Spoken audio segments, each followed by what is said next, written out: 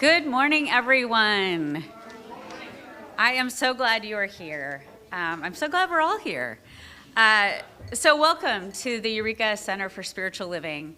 I'd like to ask everyone at this time to please silence your cell phones. If you silence it, it won't go off. If you don't, well, you're on your own. And you don't want to be that guy, particularly during meditation, right? They're uncanny that way. Reverend Angelica, do you have something you would like to share with the group? Sorry, I 100% would not have done that except for that it was you. So, so sorry. Bad form. I know, right?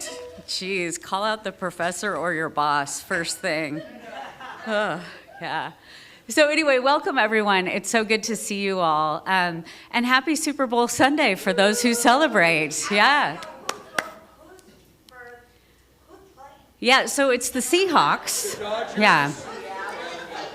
Yeah, so it's the Seahawks versus the Patriots. The Patriots played their final game of the playoffs in an unbelievable amount of snow. There was no snow at the first half, and then when the second half started, everything was just blanketed in snow. Yeah. So who is everybody voting for? Well, yeah.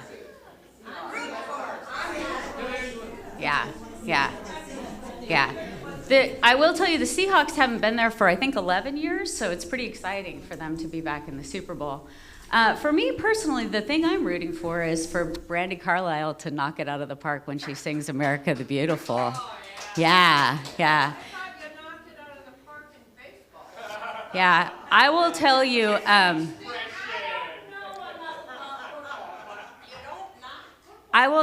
if you ever want to feel uplifted, go on YouTube or wherever and look up Brandi Carlile and listen to any of her songs. She has just an unbelievable voice. She does kind of folk Americana music, and she's given several interviews leading up to the Super Bowl about how she's so excited to be singing America the Beautiful, because she said, this is a hopeful song. It's a prayer about what this country is and what it can be. And so anyway, during that 2:30 to 3 o'clock hour, she's going to be singing that song. They're also going to another artist is going to sing the Black National Anthem, and of course, Star Spangled Banner. So anyway, I just get chills every time I listen to her. And Donna will appreciate this. She said she purposely put it in a range that's too high for her because she really wants to go for it. So anyway, I was like, all right, girlfriend, look at you. So today we always start off with an acknowledgement of the native lands that we are on. And what we've been doing lately is we've been pausing for a moment before we say aho. So if you will help me with that, I will really appreciate it. So the Eureka Center for Spiritual Living acknowledges that the land on which we gather is the ancestral territory of the Wiyot peoples. This territory extends to the communities through most of Humboldt County, and we honor the Wiyot peoples today. Aho. Thank you. All right, Donna?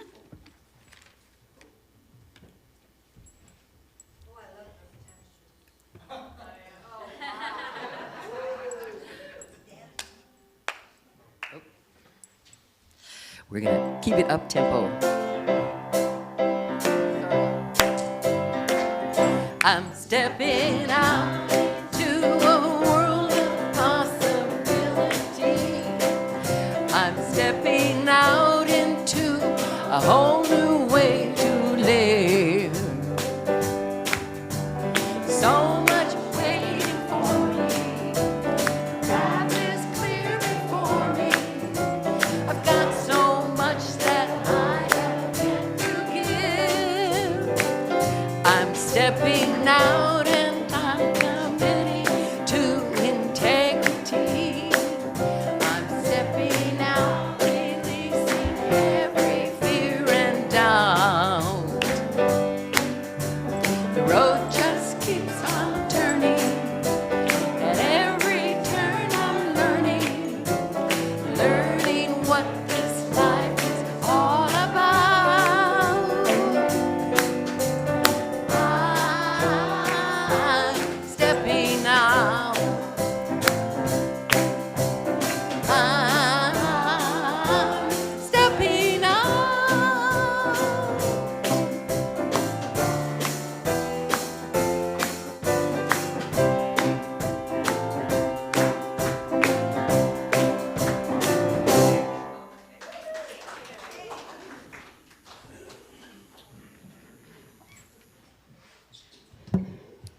so let's greet everyone with our affirmation. If you'll say the first part to me, with me, sorry. If you'll say the first part with me and then turn to someone else and say the second part. We are a welcoming community where the vibration of love lifts us, the wisdom of the ages inspires us, and the science of mind teaching empowers us.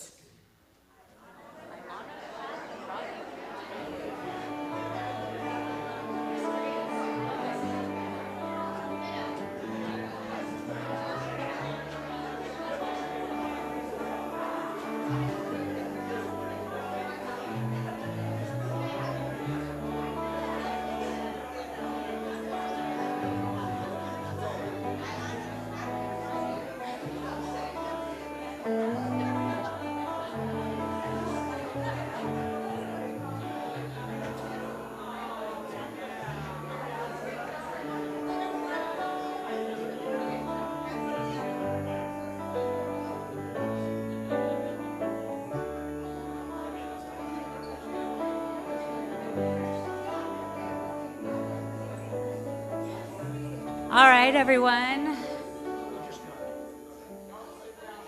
So this is our lineup for this week. These are all the things that are happening here at the center. And so hopefully you'll have some time in your schedule to partake.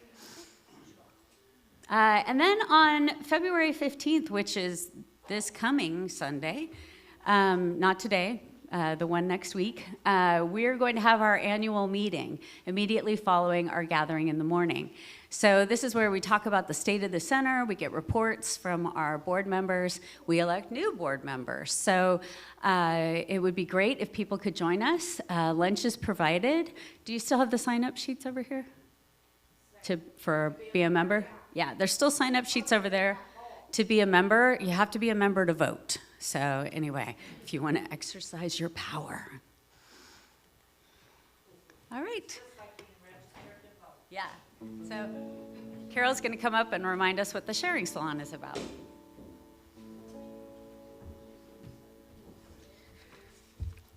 Next week will be the third sharing salon.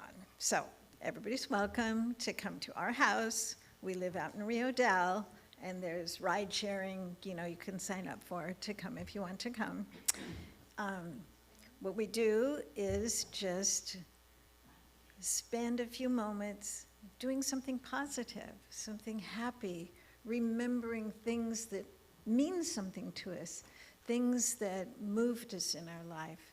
People talk about families there, their relationship with mothers and fathers, and people bring beautiful books to share with beautiful, drawings in them, and poetry and essays. And somebody shared about a children's book he'd written called Schmooze. I think I pronounced that right. And it was just hilarious. And so, and other people share things they've written in the newspaper. And anyway, so, and you bring desserts or appetizers, whatever you want. Okay, oh, that's my time. Oh, I got it. Okay. But be sure you sign up so we know who's coming. Oh. Thank you, Carol. The Academy has strict rules about the length, so yeah. All right, Angelica's going to come up and talk to us about this upcoming class. When I first came to Eureka a century ago, I found this Weight Watchers group, and Scott was the leader of it. And I went to it religiously for a while, and it really did well. And then Weight Watchers decided they weren't going to have any more community meetings, and I've sort of been missing it. And so for I don't know how many years I keep saying, Scott, when are you going to do a weight loss group? When are you going to do a weight loss group? And I really encouraged him to do it. So Inspiring Change is mainly about weight loss, and I'm really excited because I need this sense of accountability and and ideas and stuff. And but it's also about any kind of changes that we might be going through in our lives. So there's only 4 of us so far signed up, and you know, when somebody puts out a lot of time and attention on a class, they would like to have more than 4. So anybody who feels like joining me, it's a Zoom class, it's on Monday nights, it's from 5:15 to 6:15. It starts next Monday. So I encourage anybody who ate too many chocolate chip cookies or various Christmas and holiday delights to join me in this adventure. Thank you.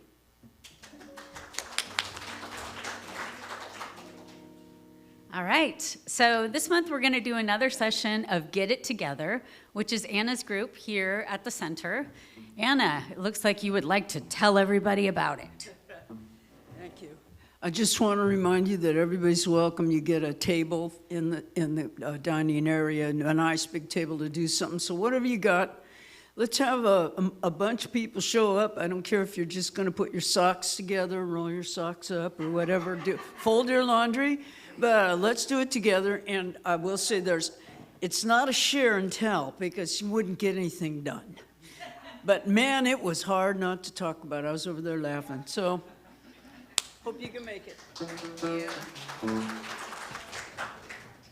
All right, so later this month, the 3rd Friday, we are going to have a session of For the Love of Writing. This is not something you have to come every time, and it's co-hosted by Lorna and Reverend Angelica. Tiffany? Yes. The newsletter says 11:30 to 1, because I think we had changed it to 11:30, but. Oops. Which one is it? I'll have to ask her. Okay. It's in the morning.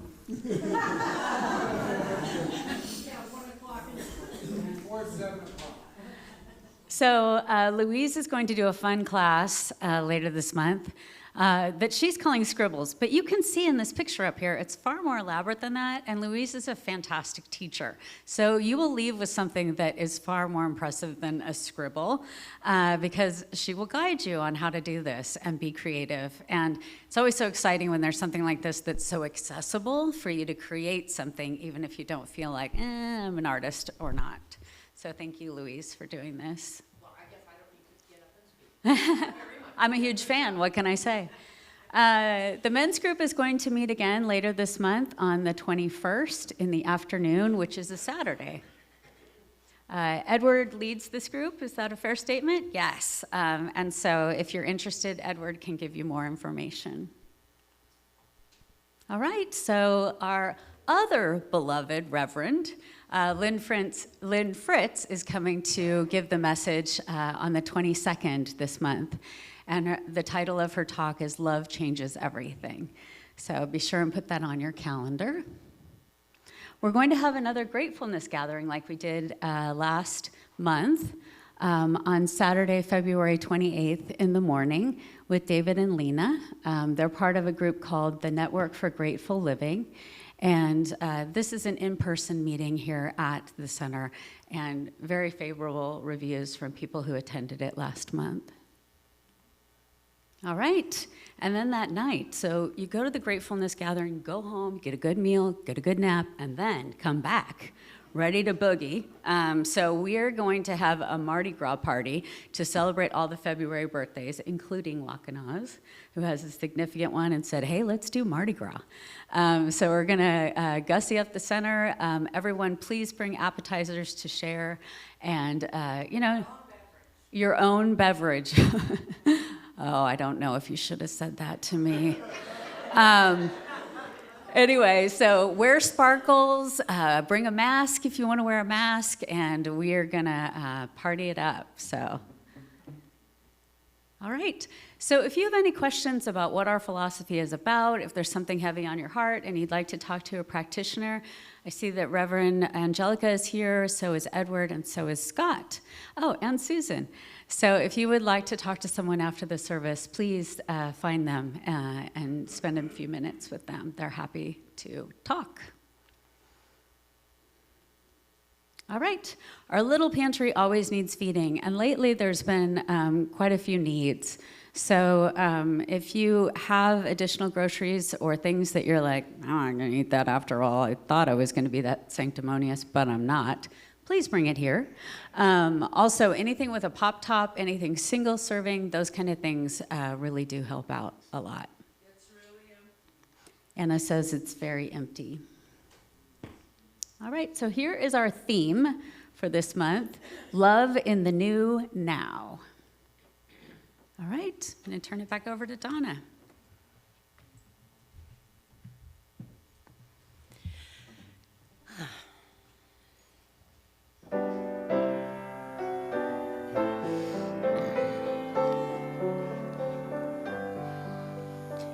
Into my heart, into my heart, come into my heart, sweet Spirit, come in today, come in to stay, come into my heart, sweet Spirit. Into my heart, into my heart, come into my heart, sweet Spirit, come in today, come in to stay, come into my heart, sweet Spirit. Into my heart, into my heart, come into my heart, sweet Spirit, come in today, come in to stay, come into my heart, sweet Spirit.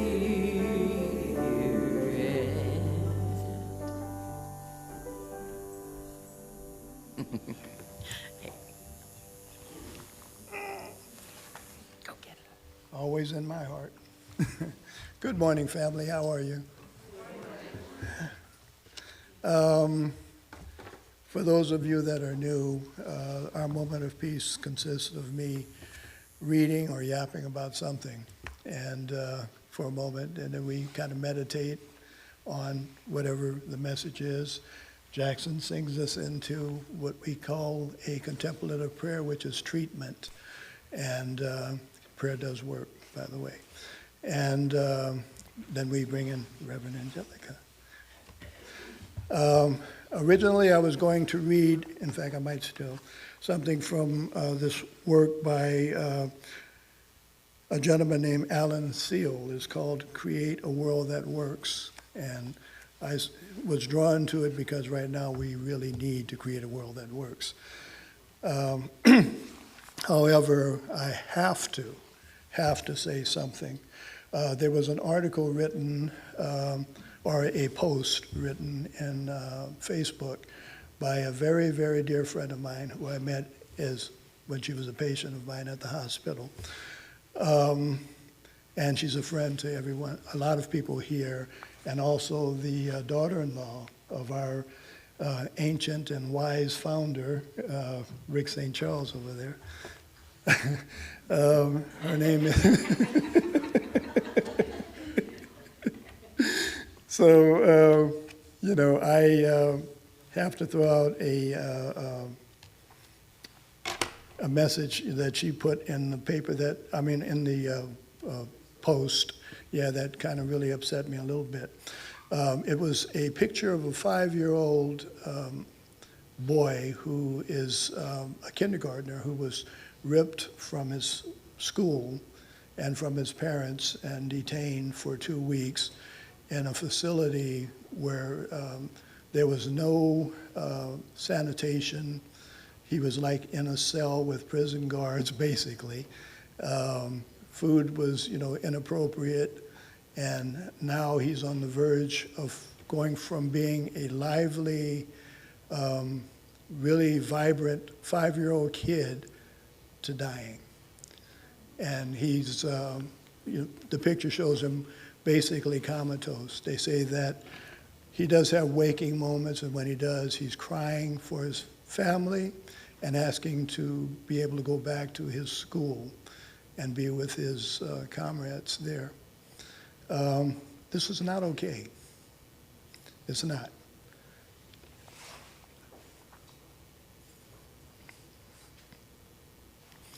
I was watching our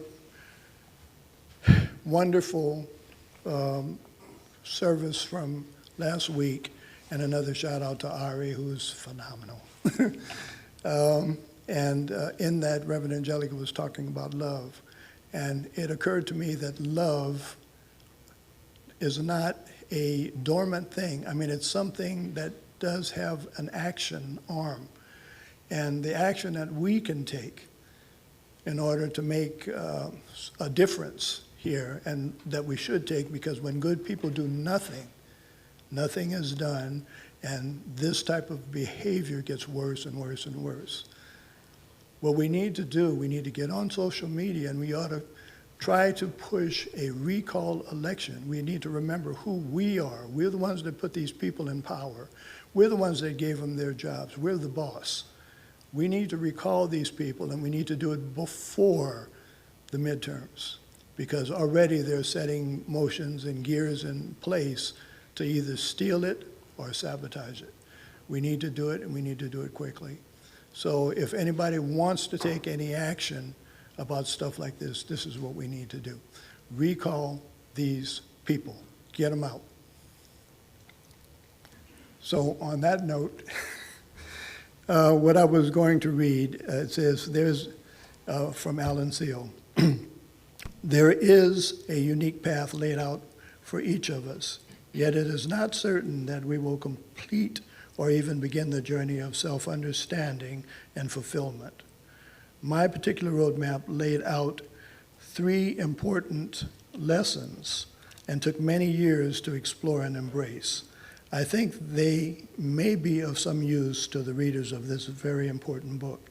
First, you are enough. And that's important to know. You are enough. And not only are you enough, you are abundance. If you have the courage to embrace your unique gifts and talents and are not afraid to unleash them on the world, or are not afraid to unleash them on the world. Second, failure is not a dirty word, a socially unacceptable outcome that has to be talked about in hushed tones. Reaching for something that seems so improbable and may be, but means everything to you, is the very definition of opportunity. So that's a lesson that I think some people in this administration need to learn.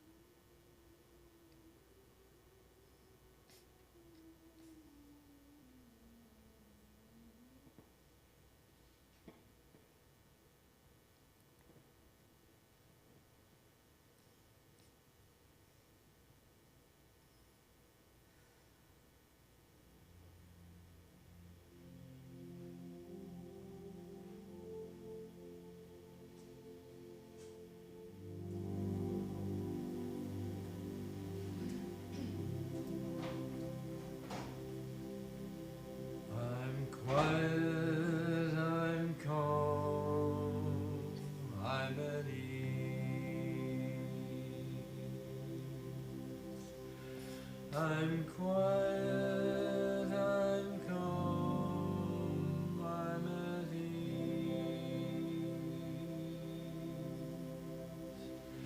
Right here and right now, I'm at peace with myself.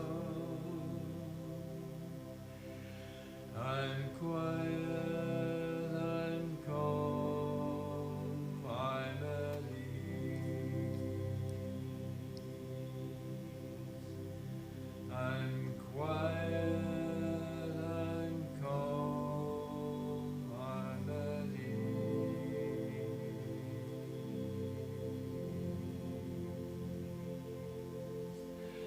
I'm quiet, I'm calm,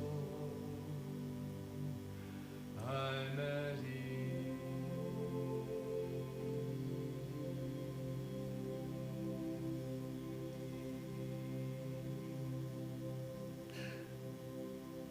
What I know is that we are divine power. We are divine spirits made manifest in human form here in this mortal plane.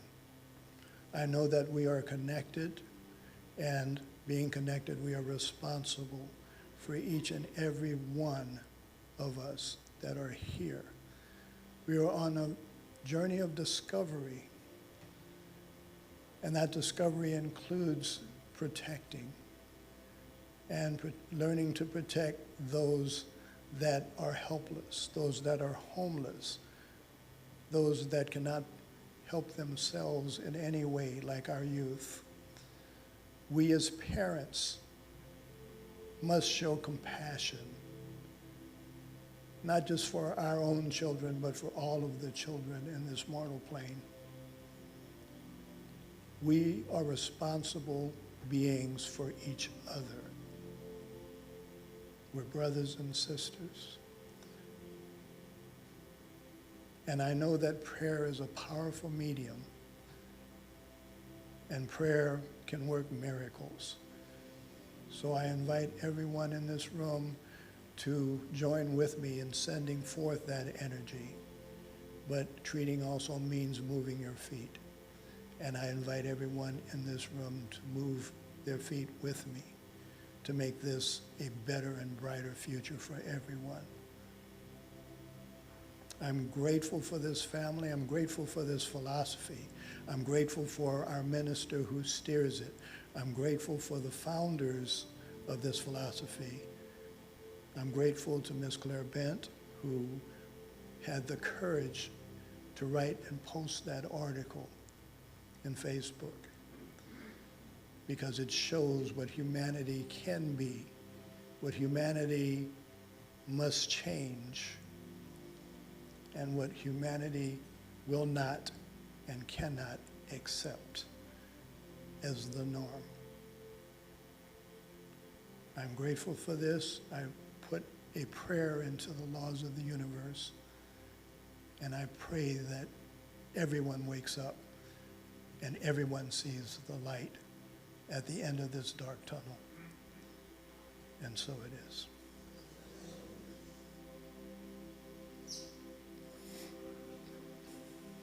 I'm quiet, I'm calm, I'm at ease. I'm quiet, I'm calm, I'm at ease. Right here and right now, I'm at peace with myself. I'm quiet, I'm calm, I'm at ease.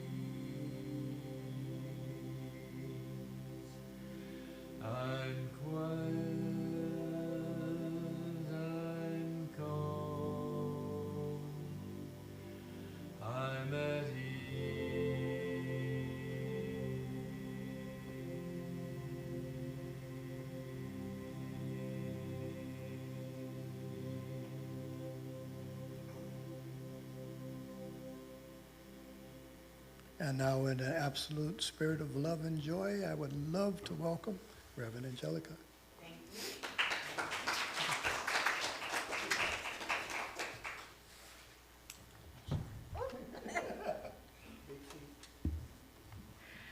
Good morning, everyone.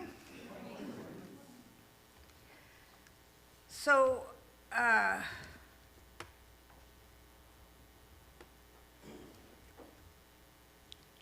have to say that when the lady walked out earlier, I thought, uh-oh, you know, it's hard to see somebody have that kind of a problem, so to speak. But you know what? All of us are free to say what we want to say. All of us are free to believe what we want to believe. And sometimes things are, it's difficult for us to understand why people can believe a certain thing. And you know what? Why they do is none of our business. Everybody is at choice. And this is what I want to talk about today, love as a spiritual choice. So we're in the month of love, and I want to talk about love, not just as a feeling that comes and goes, but as a spiritual choice, as a spiritual choice. We know that feelings change, circumstances change, but love in its deepest sense, is a decision. It's a decision about who we choose to be, regardless of what is happening around us. We want to be love. And in the science of mind, we understand that love is not merely emotional, that it's an alignment with truth. Love is being aligned with truth. Love is choosing to live from the awareness that there's one life, one presence, one mind, one heart. This energy is expressing as all of us. And this choice to know that we can choose love at any moment is really important, especially when things are not easy, when the world feels harsh or divided or cruel. However, I want to acknowledge Black History Month today, not as a history lesson, but as a living reminder of what love looks like when it's chosen under pressure. So I have a picture. Oops, wait a minute. Where's my other one? Oh, I thought so. Wait, excuse me just 1 minute. That's the one I wanted. So have a look at this woman. Her name is Fannie Lou Harmer. Now, I asked ChatGPT, Sage, to give me some people, some Black people that really made a difference in our world, and he brought up this one, and I thought, I've never heard of her. So let me tell you a story. She was born poor in Mississippi, the youngest of 20 children. She spent much of her life as a sharecropper. Long days of physical labor, very little rest, very little recognition.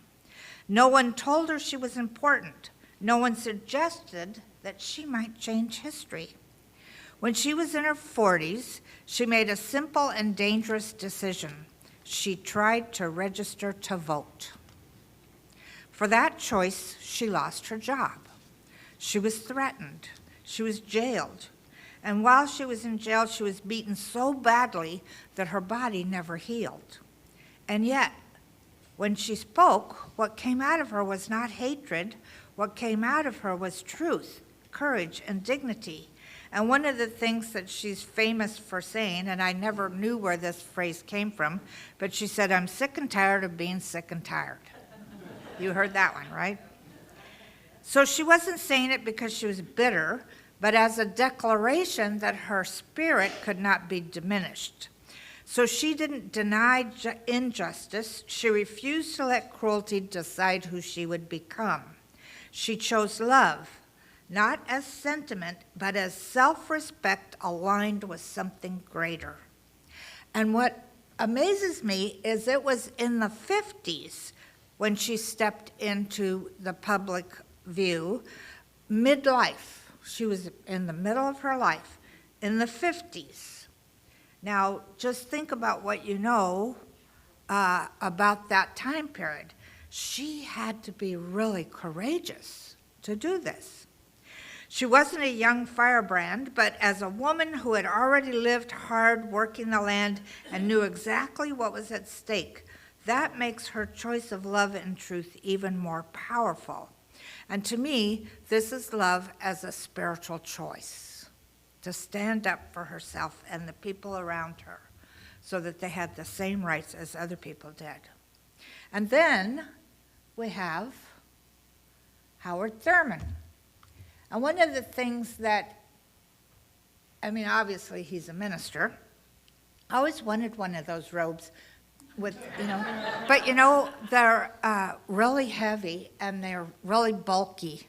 So in Hawaii, when I first got ordained, a friend of mine made me, I think you've seen it, the turquoise robe, which everybody, whenever I go to any official things, I stand out because everybody else has a black robe. But anyway, so meet Howard Thurman. He was a mentor to Dr. King, and he asked really profound questions about inner life. His questions were, what happens to the soul when fear becomes constant?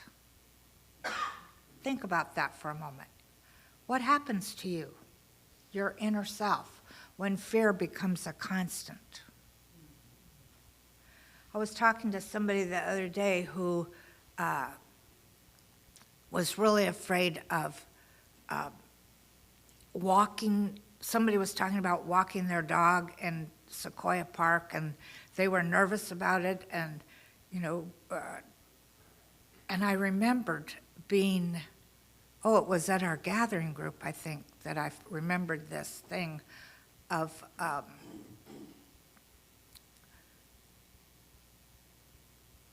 not going to tell the story now. I changed my mind.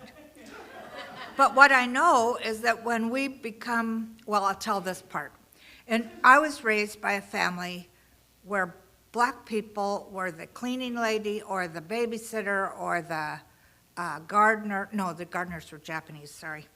And at one point, my mother and father were going to South Africa on a trip, and my mother was really excited. She was going to get to see a diamond mine. Well, the lady that stayed with us, children, when they went on trips, which they did quite often, was an older English woman named Mrs. Houck. Well, Mrs. Houck was sick that time, so my mother had to call a company and find somebody that could come in, in just a week or so for a few weeks. And it ended up being a black lady, and her name was Mrs. Harris. My mother's name was Mrs. Harris. It was very interesting to watch how my mother reacted to this.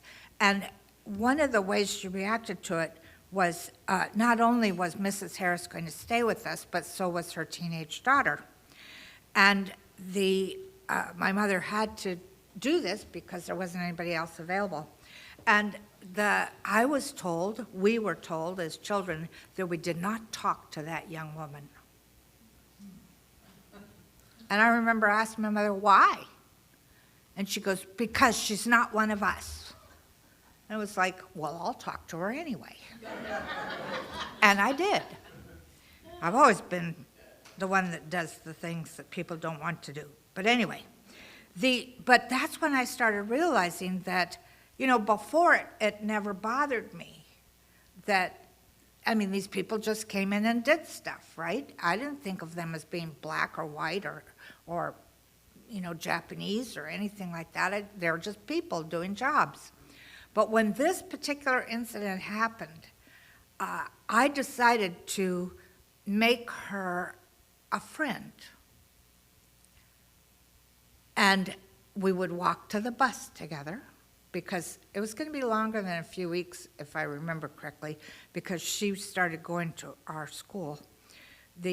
I walked with her to the bus, sat with her on the bus, sat with her at lunchtime, She was really a neat girl. And of course, when my parents finally came home and my little sister told on me, I heard about it, but I thought, why? Why should people, just because their skin is a different color?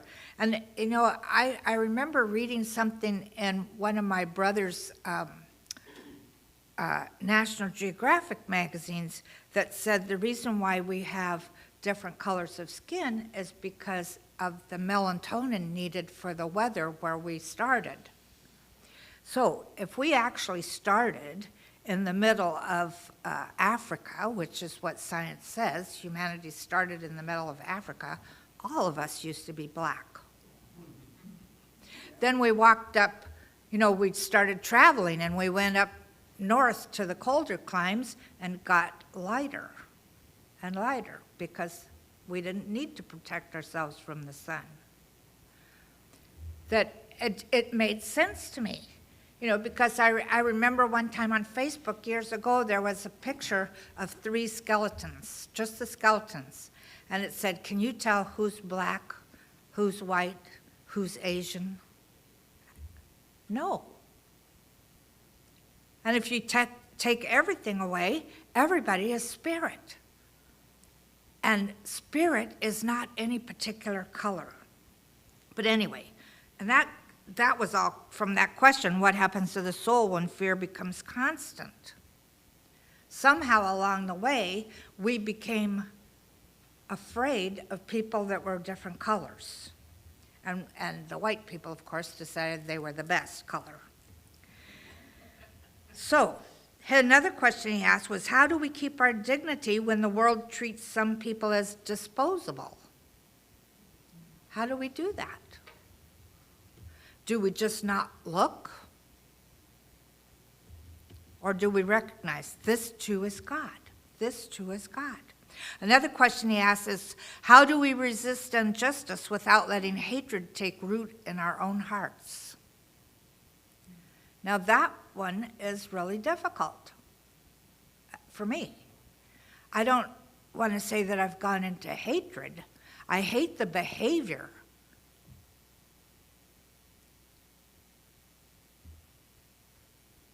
But watching the injustice then lets fear root in your heart, and then where do you go? So what I realized is even though he asked these questions years and years and years ago, they're not historical questions, they're present day questions. Because here we are again, living in a time when people are targeted for how they look, where they come from, or what language they speak. And Thurman reminded us that spiritual danger is not only external. The danger is what fear and cruelty can do inside us if we allow them to become normal, familiar, or justified. I firmly think that if I'm a person who's living in constant fear of everything, I'm going to make myself sick. I learned years and years ago that what cancer does is it eats away at you. And I thought, oh, that's what fear does too. It eats away at us. It makes us afraid to step out and to be who we truly are. So we want to let go. We want to use love or have love be our spiritual choice. In fact, what I thought of when I was reading about him was that this choice asks us to tend our inner life continually because it's so easy for fear to slip in. It's so easy for anger to slip in. We have to do it constantly because we do not want fear to become our teacher. And then I picked, of course, someone that everybody has seen. Come on. Whoops. Anna Hamilton.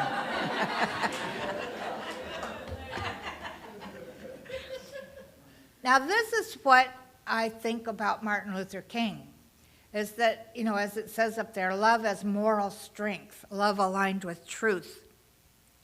And, you know, for him, love, when I was reading stories about him online, love was not passive, it was disciplined. It was purposeful, and it was aligned with the moral structure of the universe. He understood that hatred damages the soul of the one that carries it. And to me, this is pure science of mind. Whatever we're predominantly thinking and feeling, we get to experience. So anything that separates us from love separates us from the truth, that truth with a capital T. So when we say that love is a spiritual choice, we're not talking about being nice. We're not talking about ignoring injustice. We're not talking about agreeing with anything. We're talking about refusing participation in dehumanization, even inwardly. Participation in dehumanization. We're talking about choosing who we are again and again and again and again, even when the world keeps trying to give us reasons not to.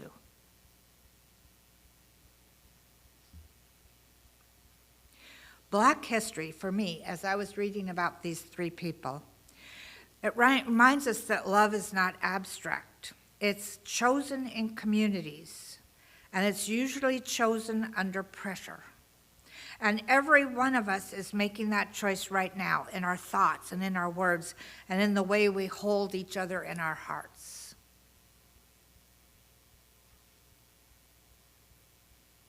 Again, I have to say that I remember what Reverend Helton Street said when somebody's not particularly behaving in the way you think they should.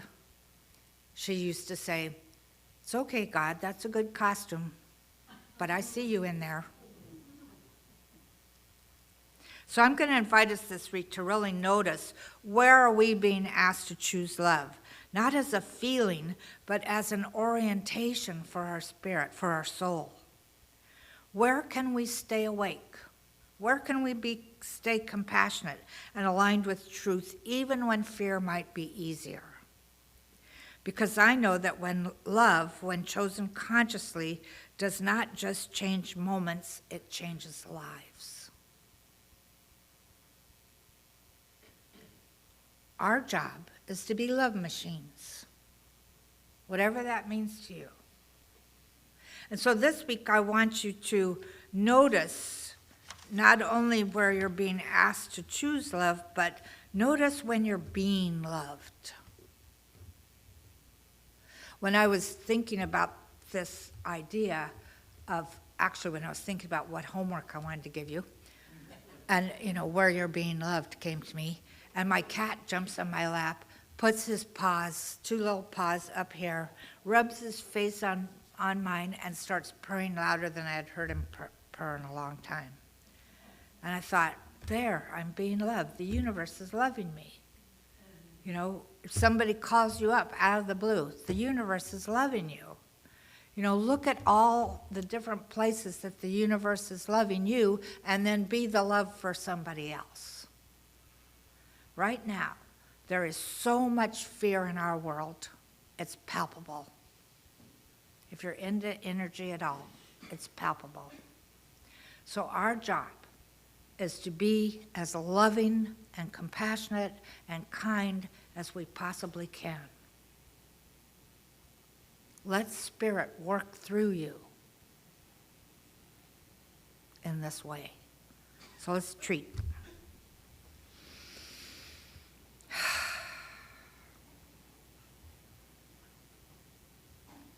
How grateful I am to be in a teaching that teaches love. Not that emotional kind of love, though it can bring emotions, but the love that is spirit. God is love. And so I know for each one of us that this week as we walk our path, we choose to do it with a conscious awareness of where we are loving and being loved. And we're so grateful for this. So grateful to be able to acknowledge it. We allow ourselves to rip our attention away from the stuff on Facebook or in the news or whatever. What needs to get to us will get to us. But we allow ourselves to practice love, to be love. And I know that as we do this, we create an atmosphere that moves out into the larger world, covers everything with love, with attention, with peace, with whatever we choose love for us to be that day.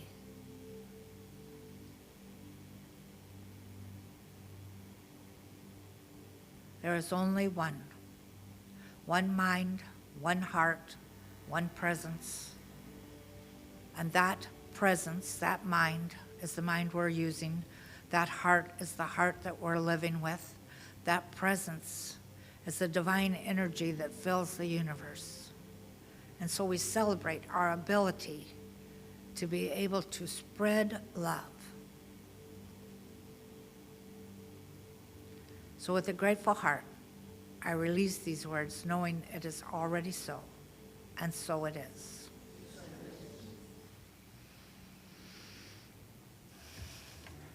And now we get to have that famous person, Anna Hamilton, come up and play music for us.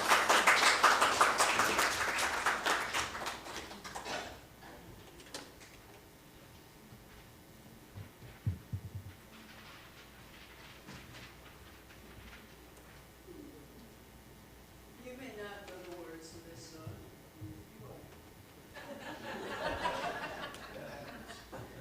But that's the thing about singing along. I'm going to do the song twice, and there may be a part where you go, oh. Well, do it. If you just hear one word and you have this urge to let it out, man. We're all naked in here. So anyway, this is the Star Trek Enterprise theme. I have done it for you before, but it's just such a great song by Diane Warren.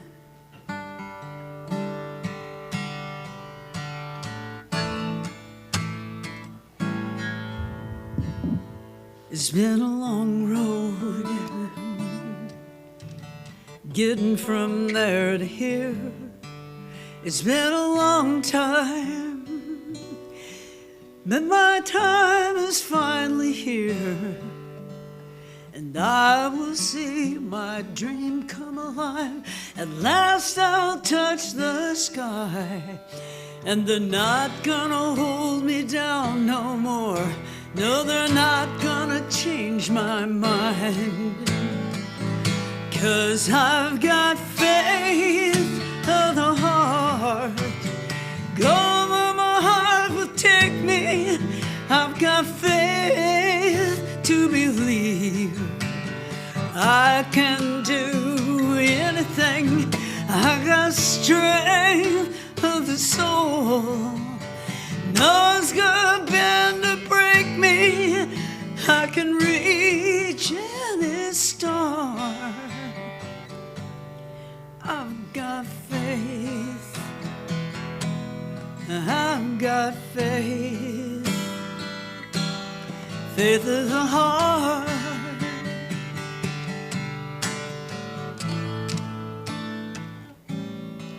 It's been a long road getting from there to here. It's been a long time, but my time is finally here. And I will see my dream come alive. At last I will touch the sky. And they're not gonna hold me down no more. They're not gonna change my mind. 'Cause I've got faith in the heart. Going where my heart will take me. I've got faith to believe I everything. I've got strength of the soul. No one's gonna bend or break me. I can reach any star. I've got faith. I've got faith. Faith of the heart. Faith of the heart.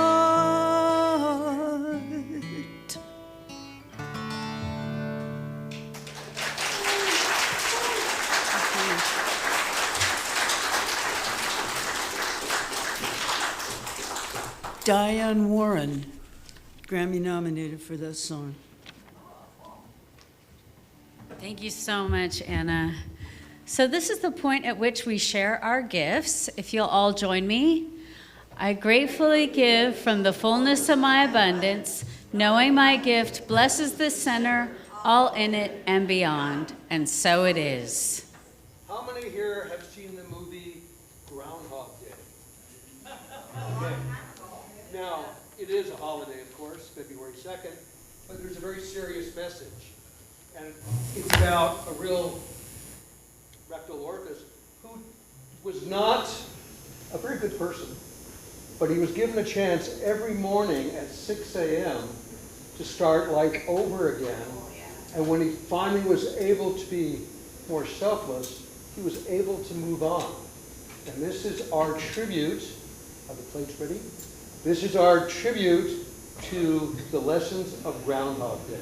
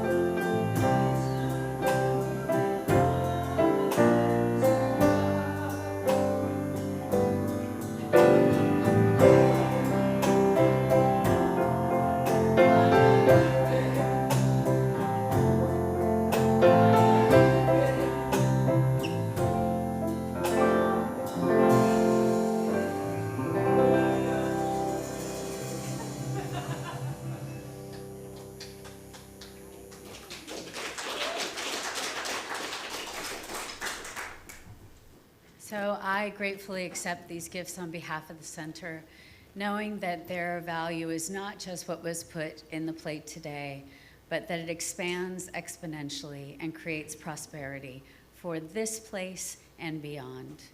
And so it is. Thank you both. All right, so I realized I was remiss. We have one more announcement. Do you want to come up?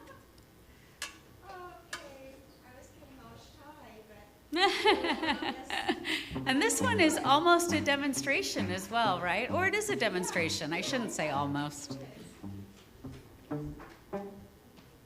So a few weeks ago, I announced that I was going to be facilitating a dance party, a New Year's party, at the Humboldt Senior Resource Center in Eureka.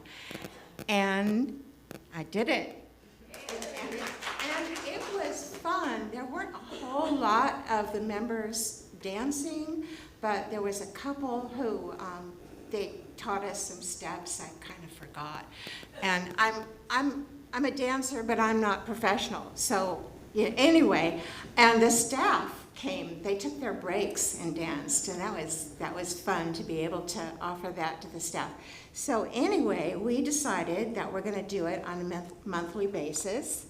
And if anybody wants to take a picture of this or take one of these flyers, I have them, every second Tuesday from 12:30 until 2 p.m.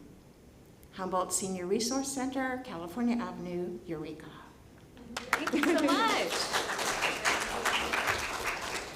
All right, so is there someone who would like to come up and read our community statement of inclusion today? Thank you, Brian.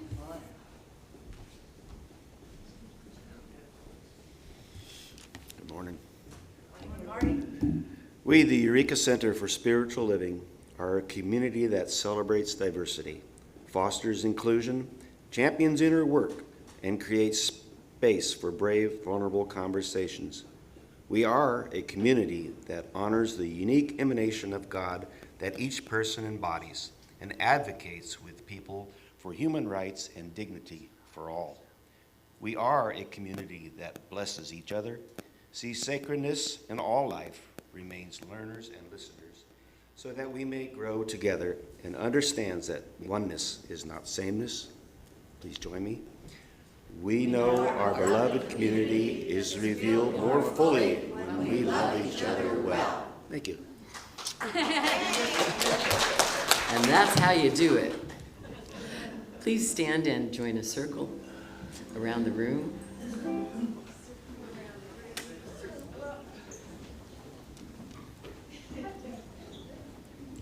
Good-looking group today. Always. Here we go.